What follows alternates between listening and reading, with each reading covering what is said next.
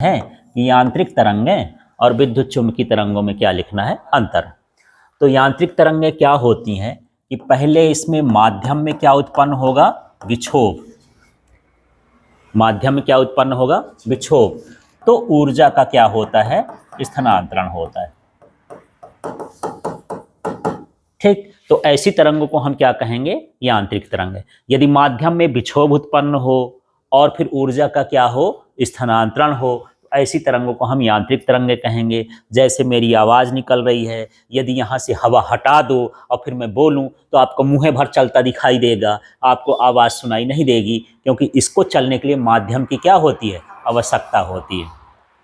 ठीक है, बिना माध्यम के चल ही नहीं सकती है। इसको रेलगाड़ी बैलगाड़ी चाहिए, तब फिर ये चढ़ के उसमें जाएगी, तब फिर आपके पास पहुँचेगी।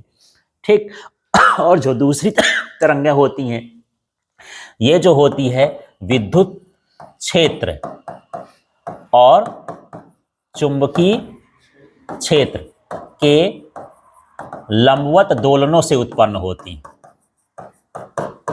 हालांकि ये जो है 12th में भी है। लंबवत दोलन का मतलब ये समझो कि मान के चलते हैं इधर की ओर ये विद्युत क्षेत्र हो गया, इधर की ओर क्या हो जाएगा, चुंबकीय क्षेत्र। चुंबकीय क्षेत्र को बी से लिखते हैं, विद्युत क्षेत्र को किससे लिखते हैं, ई से।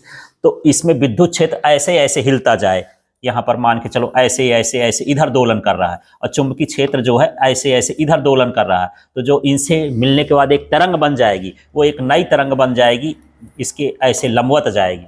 तो इसको हम बोलेंगे कि ये कौन सी तरंगें हैं, विद्युत चुम्बकीय तरंगें। तो विद्युत चुम्बकीय तरंगें इसी में परिभाषा है, ये विद्युत क्षेत्र और चुंबकीय क्षेत्र के दोलन, लंबवत दोलनों के कारण उत्पन्न होती हैं। और ये किसके कारण उत्पन्न होती हैं, माध्यम में विक्षोभ उत्पन्न होने के कारण होती है। माध्यम में विक्षोभ उत्पन्न कर दो तो ऊर्जा का स्थानांतरण होगा, तो क्या कहलाएगा, यांत्रिक। और इसमें विद्युत क्षेत्र और चुंबकीय क्षेत्र के जो दोलन होंगे उससे क्या उत्पन्न होंगी, विद्युत चुम्बकीय तरंगें। ठीक है, इसके लिए, इसके गमन के लिए, इसके संचरण के लिए, यदि इसको आगे बढ़ना है तो इसके लिए माध्यम की आवश्यकता, आवश्यकता होती है। माने यांत्रिक तरंगें बिना माध्यम के नहीं चल सकती हैं, और ये इसके लिए माध्यम की आवश्यकता, माध्यम की आवश्यकता नहीं होती। तो आप सोच सकते हो, जैसे मान लो सूर्य से जो किरणें यहाँ पर आ रही हैं, प्रकाश किरणें आ रही हैं ना, है ना, अवरक्त किरणें, बहुत सारी किरणें आती हैं। तो क्या पृथ्वी के बाहर हवा है, नहीं है, कोई माध्यम नहीं है, फिर भी वहां उतनी दूर से यहां तक आ रही ना, उसकी ऊर्जा, उसकी ताकत आ रही है। सूर्य नोट यहां पर आ रहा है, हमको उसको गर्मी मिलता है, प्रकाश मिलता है, बहुत सारी चीजें उससे मिल रही हैं, तो उसकी क्या आ रही है, ऊर्जा। उसको माध्यम की आवश्यकता नहीं है। तो यहाँ पर विद्युत चुम्बकीय तरंगों को माध्यम की आवश्यकता नहीं होती। कहने का मतलब ये है कि एक ही साथ एक काम करता हूँ कि मुझे एक कांच के उसमें बंद कर दो, अब मैं यहाँ पर बोलूँ भी और टार्च भी दिखाऊँ, इस कमरे में अंधेरा कर दो, तो क्या आवाज़ आपको सुनाई देगी, नहीं देगी। और टार्च का प्रकाश आपको दिखाई देगा, दिखाई देगा, है ना। यहाँ से हवा भी हटा दो तो क्या हो जाता है कि यहाँ पर हम देख रहे हैं कि प्रकाश को माध्यम की आवश्यकता नहीं है ना, लेकिन आवाज को माध्यम की आवश्यकता है। तो इस तरह से यहाँ पर कह सकते हैं कि यांत्रिक तरंगें जो होती हैं उनके संचरण के लिए माध्यम की आवश्यकता होती है, और विद्युत चुम्बकीय तरंगों के संचरण के लिए माध्यम की आवश्यकता नहीं होती है। ठीक है, यहाँ पर देख सकते हैं कि ये निर्वात में गमन नहीं कर सकती हैं। निर्वात में जब माध्यम नहीं है, निर्वात माने कोई हवा भी नहीं है वहां पर, निर्वात का मतलब वही है बिना वात का क्षेत्र, बिना हवा का क्षेत्र, वो क्या कहलाता है, निर्वात। तो ये निर्वात में गमन नहीं कर सकती, माने जा नहीं सकती, और ये क्या कर सकती हैं, ये गमन कर सकती हैं।